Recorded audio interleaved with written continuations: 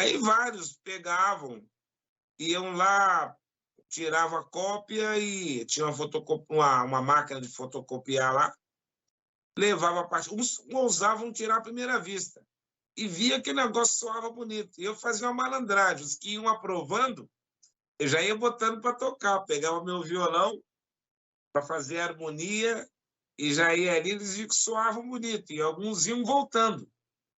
E eu, em cabo de 1 mês e meio, estava com a orquestra pronta já. E E aí eu você toco se violino apresenta. também.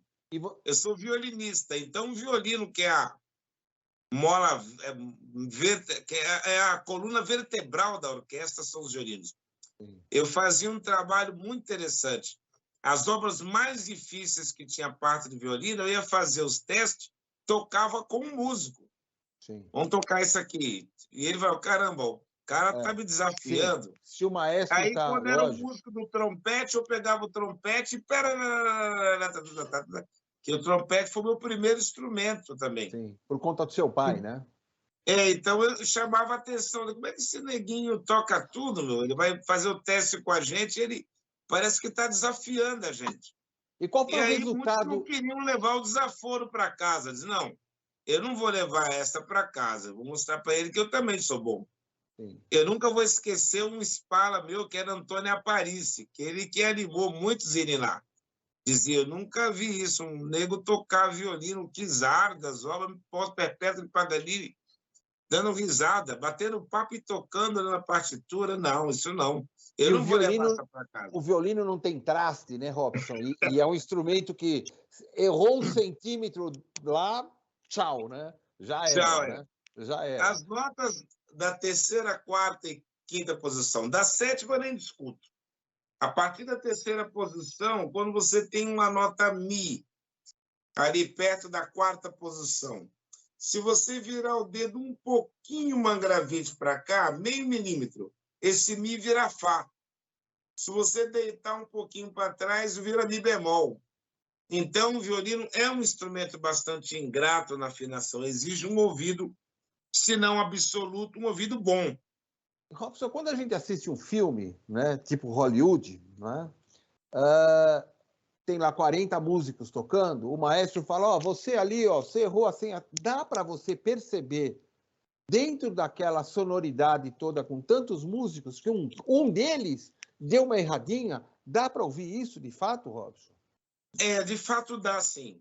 Dá. No ensaio passado com a minha orquestra, que aconteceu algo inusitado. Tinha seis clarinetes tocando, 5 clarinetes e um clarone. Um dos clarinetistas trocou um acidente, era Fá sustenido, ele fez Fá natural. No meio de todas as músicas, eu falei, para. Você fez Fá natural, é Fá sustenido. Aí ele riu, né? E os outros pararam e ele foi tocar a frase 2 vezes. Ele olhou e falou, maestro, como é que você conseguiu, não só no meio de todo mundo, saber que... era ele. Que era eu, né, que troquei o Fá sustenido. Eu falei, sim, Fá sustenido. Os instrumentos de cordas, né? Eu estou com a Ruth, minha esposa, aqui. Nós fomos ensaiar os primeiros violinos numas obras difíceis que eu coloquei o arranjo. Pois eu peguei meu violino, sentei com os músicos para passar junto com eles. Então, é muito chato a gente falar da gente mesmo, né? Mas tem verdade, se a gente não falar, a pessoa que está assistindo esse documentário não vai saber, né? Sim. Agora, Mas você consolidou a sua carreira internacional como violonista, né? Como mestre do violão, em mais de uma centena de países que vendem seu CD, DVD e tal. É um negócio impressionante isso, né? países da Ásia também, se você consultar o Japão, eu vendo muito material no Japão, vendi muito VHS, DVD, até de cavaquinho. Sim. Em Shizuoka, em Nagoya, Tóquio, né? Esses locais tem muito brasileiro lá. E tem muito Nisei, Sansei, tem muito misturado. E os cursos meus estão presentes nesse. Agora, mais ainda por causa da ascendência do YouTube, das redes sociais, né? Mas naquela época era físico, era importado os DVDs, CDs. Nos aeroportos todos tínhamos cursos de violino, de regência para coro e orquestra, viola caipira, cavaquinho, violão, guitarra, improvisação de jazz. Então, mas aí tem uma curiosidade pessoal mesmo, né? Que é o seguinte: você construiu uma carreira, né, de músico mestre do violão, mas paralelamente existe uma galera aí do mundo artístico que conhece esse teu lado, né? E não é só o comprador dos antigos LP, CD, DVD, seja lá o que for, né? E isso te aproximou de contatos, por exemplo, eu já estive em reuniões suas com o grande João Carlos Martins, que graças a Deus recuperou a saúde, amigo né? pessoal. Tal, já esteve na sua casa, seu amigo pessoal e tal, e você já inclusive tocou com a orquestra dele. A pergunta é o seguinte: 3 vezes. 3 vezes com o João Carlos Martins, né? Então, assim, sim, 6. Você conviveu paralelamente, digamos assim, com grandes mestres da música de orquestra, de música clássica, Diogo Pacheco e tal. Aonde que essas pessoas tinham? Conta um pouquinho dessas experiências, tanto no Brasil quanto na Europa.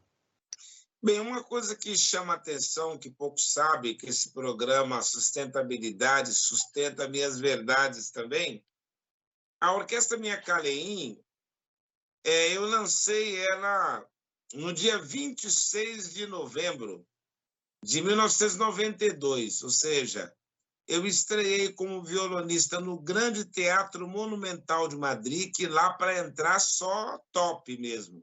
Só fera. É mais ou menos igual ao Municipal de São Paulo, que amadores não entram, igual a Sala São Paulo, né? Existe um crivo para saber se a pessoa já está com nível para entrar. E no dia 9 de dezembro de 1991, eu sou lançado pela RTVE, num catálogo de mais de 500 artistas da Rádio e TV Espanhola, que já tinham gravado.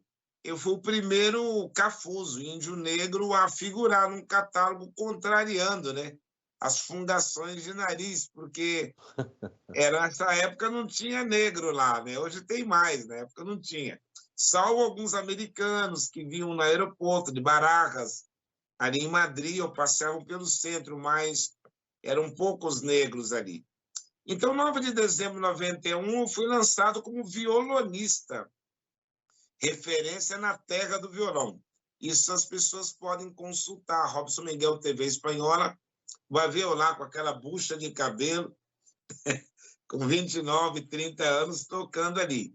E dia 26 de setembro de 1992, o impacto meu como maestro foi tão grande por causa dessa orquestra que tocava arranjos que eu escrevia, que eu fui novamente estrear o lançamento da Orquestra Caleim com 208 músicos.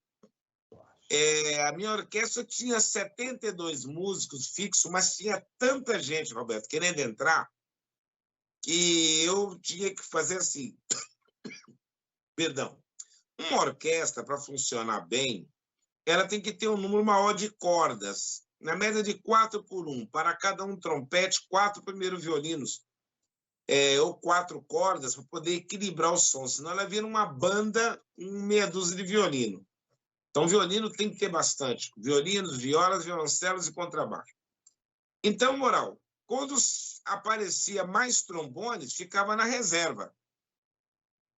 Aparecia mais violinistas, que eram meia boca. Banco de reserva. Você fica vindo nos ensaios, pode ensaiar, mas na apresentação oficial não dá para você tocar ainda. Eu montei meio que uma orquestra escola, que as pessoas que vinham ali na terceira bancada eram aprendizes, da primeira bancada eram os que já estavam dominando bem. Mas essa apresentação no Monumental de Madrid, que vocês poderão ver no YouTube, está lá eu regendo essa orquestra, ela contou com músicos da banda de John Jenks, de Bristol Bristol, de Londres, que eles vieram também junto com a minha orquestra, participar. Está enorme lá, muita gente. Enfim, daí os convites não pararam mais. E respondendo a sua pergunta, quando eu volto para o Brasil, eu reativei minha orquestra aqui. Você já tinha fundado aquela aqui no ABC ou não? Sim, eu Você já fundei a Orquestra Sinfônica de Santo André. Antes de você o mudar para a grupo Espanha? Isso, sim. Antes Fundei você já aqui. tinha fundado uma orquestra aqui no Brasil? Já Sim. tinha fundado a Orquestra Sinfônica de Santo André e eu não aceitei ser maestro porque o salário do maestro não podia ser igual nem superior do secretário Duval Daniel, que era tio do prefeito Celso Daniel. O grupo de trabalho foi o secretário de Cultura Duval Daniel, o empresário era Zendron, e tinha o Claudio Nucci também, que era um músico de uma orquestra, de uma escola de música. E eu era delegado da Ordem Música do Brasil, e já trabalhava como maestro na Bandeirantes, junto com o maestro Zezinho, do Silvio Santos, com a Milson Godoy e com a Adilson Godoy do Zimbo Trio. Do Zimbo, grande Hamilton Godoy. É muito amigo meu, isso. Inclusive, recente, uns anos atrás, eu encontrei ele trabalhando na Ordem dos Músicos do Brasil ali, junto com o Alemão e antes com o Eduardo Bueno, que era o antigo presidente. Então, o que aconteceu? Para mim poder tomar conta da Orquestra de Santo André, embora eu fiz a seleção dos meus músicos, nós abrimos vaga. Apareceu o Tibiriçá, interessado em assumir, Pedro Cameron também era outro que apareceu, e apareceu Flávio Florencio, tinha recém-chegado de Portugal, e acabou ele ficando até morrer na Sinfônica de Santo André, fez um excelente trabalho. Para mim não compensava pegar, porque eu já tinha escola de música, uma carreira consolidada de concertista, vai ficar muito preso. E você estava com malas prontas? Existia um programa na TV Cultura do maestro 5 estrelas, chamado Eleazar de Carvalho. Eleazar, é mesmo, sim. Pois eu fiz o programa junto com a Sônia Muniz, esposa dele. O programa chamava-se Ensaio. Eu me lembro. E desculpa falar, mas o Eleazar de Carvalho era um tremendo de um casca grossa. Muito durão, muito ácido, muito áspero. E aí, quando eu mandei para lá a fita cassete, na época, de eu tocando obras de Bach, tocando Flauta Mágica de Mozart, Quizada de Vitório Monte, para tentar uma vaga, ele mandou me chamar, ligaram lá em casa, e ele disse que é porque ele não acreditou que era eu que estava tocando. Tinha uma foto minha na fita cassete, que muitos não sabem o que é isso. E a gente tinha que mandar a fita para lá para eles ouvirem. Sim. Quando ele ouviu aquele moleque tocando violão, ele falou, não, esse moleque pegou algum disco de Segovia, John Williams, de algum violonista europeu e está querendo tirar uma... Manda vir aqui. Aí aparece eu na TV Cultura com o violão e ele ficou encantado. Eu fiz o programa dele e fui entrevistado no mesmo dia que a esposa dele, pianista Sônia Muniz, foi entrevistada. Puxa, e não tem isso no YouTube, né, Robson? Isso está no arquivo da TV Cultura. Puxa. Eu já falei com o Romeu de Freitas, que agora já não é mais ele que está lá, na época, para conseguir para mim a cópia de arquivo. Depois aí dessa projeção, eu voltei na TV Cultura num programa.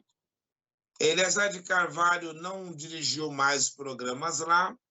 E anos depois, quem estava com o programa Ligue para um Clássico era o maestro Diogo Pacheco. Diogo Pacheco, Ligue para um... Mas aí você já tinha voltado da Espanha, né?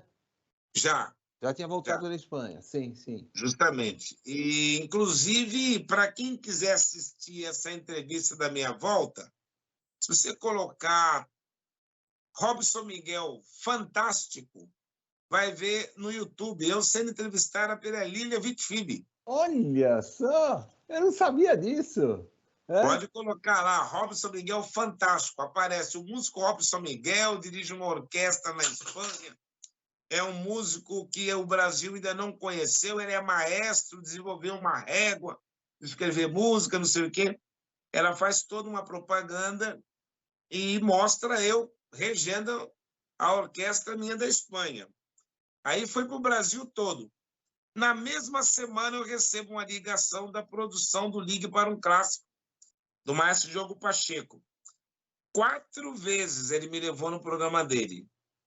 E se tornou meu amigo. Tanto que eu tinha uma camisa que eu mandei fazer, com botões de lado, branca.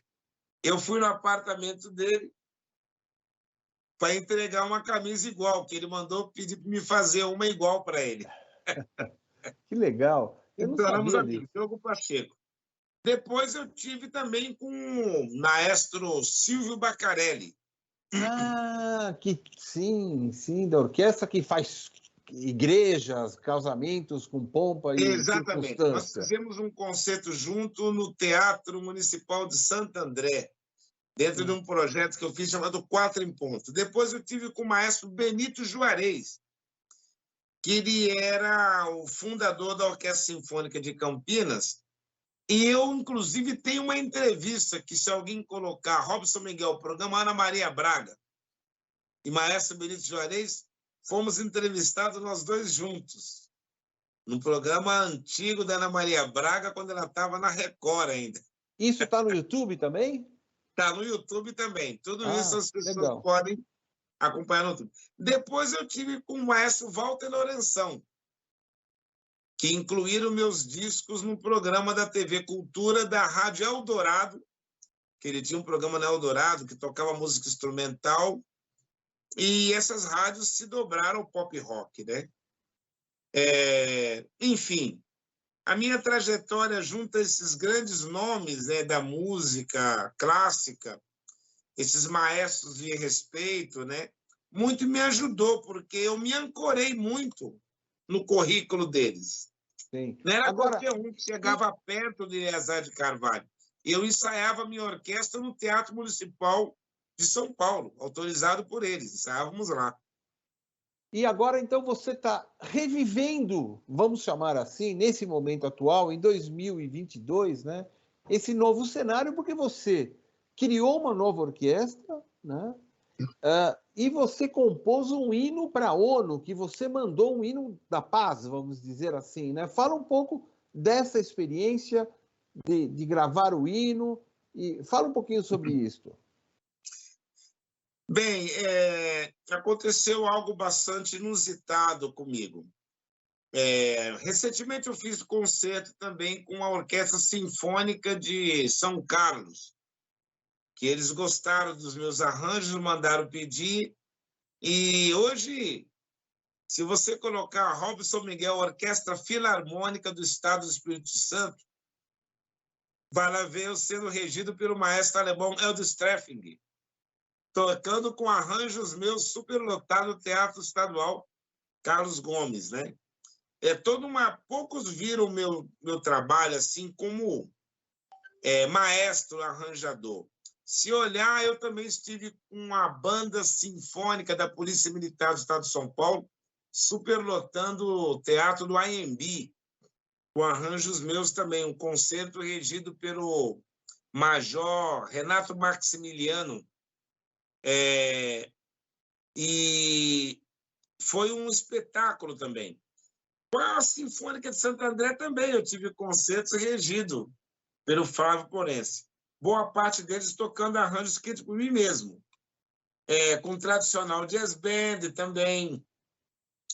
A Banda Sinfônica Jovem de São Paulo, pela maestrina Mônica Giardini também. Fizemos concerto aqui em Rio Grande da Serra com a Banda Jovem Sinfônica de São Paulo.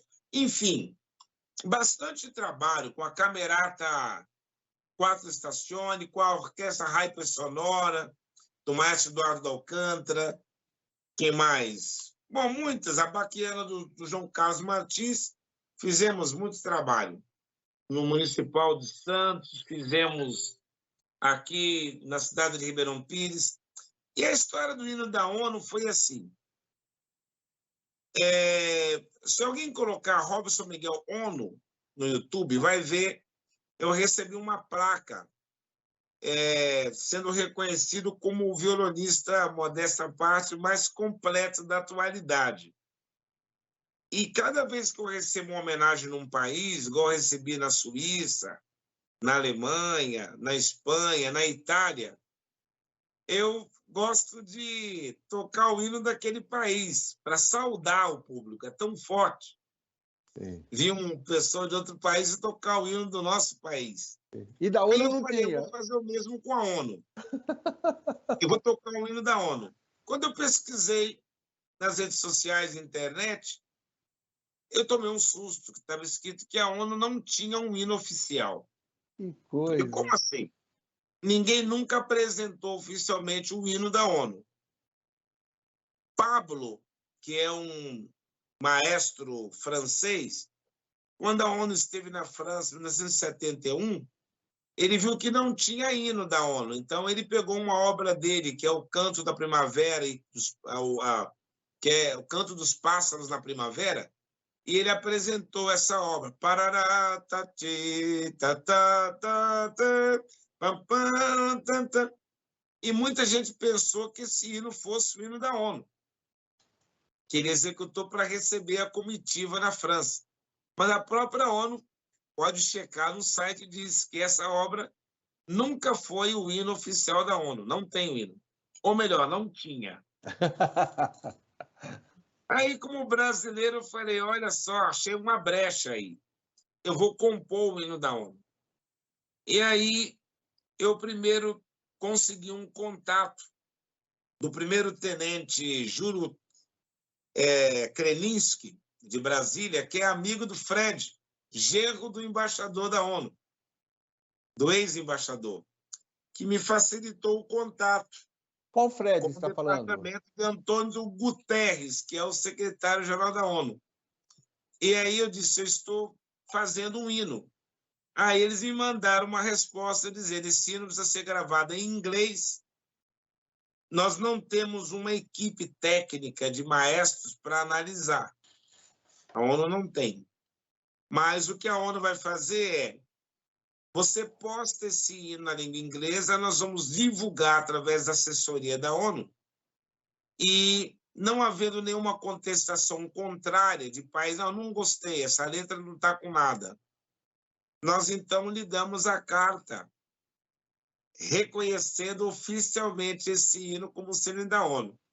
Então, eu gravei já em inglês, vocês podem consultar no YouTube, e aí, como bom brasileiro, eu falei, peraí, eu vou fazer também na nossa língua brasileira, para os brasileiros curtirem, ver o que eu disse, o que eu escrevi na letra e a música. E aí eu pude contar com a musicalização do Jefferson Carvalho, do maestro Eduardo Alcântara, que ajudou também a escrever o arranjo, para fazer de forma bonita nos Sibérios, que meus arranjos é tudo escrito à mão, ainda é à mão. E aí foi uma maravilha. Para quem quiser consultar, é só colocar hino da ONU e vai cair lá, não só na versão em inglês, como também em português. Né? Ou seja, temos a música, né? E temos o coro cantando junto com a orquestra, é isso, né? Exatamente. E aí você colocou letra e música. Você colocou os caracteres, então, do canto, tanto na língua inglesa quanto no português brasileiro. Sim, mas nós gravamos ela em inglês também. Ah, o canto em inglês também? Também foi gravada nos dois idiomas, inglês e português também. Que bacana. Agora, o bacana disso tudo, eu queria humildemente dizer, não é ser Robson Miguel, é ser um brasileiro. O mérito vai para nós brasileiros, que nós precisamos tanto de um pouco de autoestima, porque, infelizmente, o Brasil ainda tem uma comoção que tudo que é de fora tem valor, ninguém contesta. E o que é de dentro é motivo de alguém contestar, dizer, mas espera aí, é mesmo, não é? Foi ele mesmo que fez, está reconhecido, não está? Foi aceito, não foi? Ou seja, se alguém dissesse que um francês fez o hino da ONU ou um árabe, ou um ucraniano, ou um russo, ninguém contestaria nada, né? Sim. Então, eu acho que, nesse momento, ser um brasileiro e ter tido a honra de ser o autor do hino pela paz mundial, o hino da ONU, né? No momento que nós precisamos de paz na vida social, na vida espiritual, na vida financeira, precisamos de paz. Temos gente que guerra financeira, não sai das dívidas, não tem paz financeira. Precisamos de paz na saúde, numa época de pandemias ainda, que se fala de mortes. Precisamos de paz na vida moral, né? Os valores morais, né? Estão muito em guerra, né? Hoje em dia, Sim. quem faz as coisas erradas tem mais espaço do que quem faz as coisas certas. Bom, meu amigo, nós estamos chegando ao final do nosso programa, né? Quero te agradecer muito. Eu fiquei, apesar da nossa amizade longeva e de eu conhecer bastante a sua carreira, eu não tinha noção que você tinha tido tantos contatos assim, tanto envolvimento no campo como maestro, né? E As então eu pessoas estão acostumadas a ver eu sempre com o com violão. violão, né? Isso. Bom, eu quero te agradecer muito e deixar um abraço fortíssimo, então, para você, né?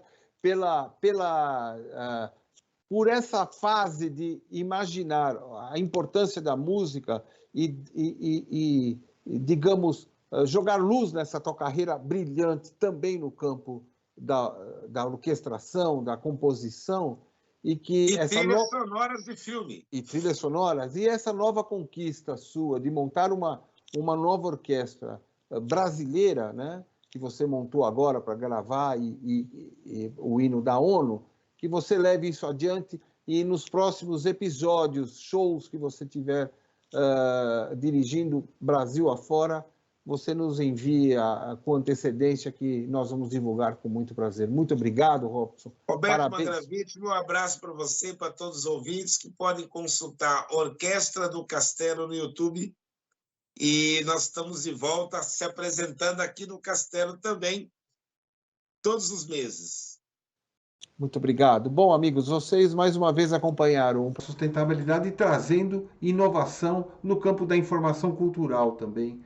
E o mestre Robson Miguel é um marco na vida artística brasileira, no Brasil e do mundo, trazendo para você um pouquinho de conhecimento, de cultura que elevará os passos desse Brasil gigante.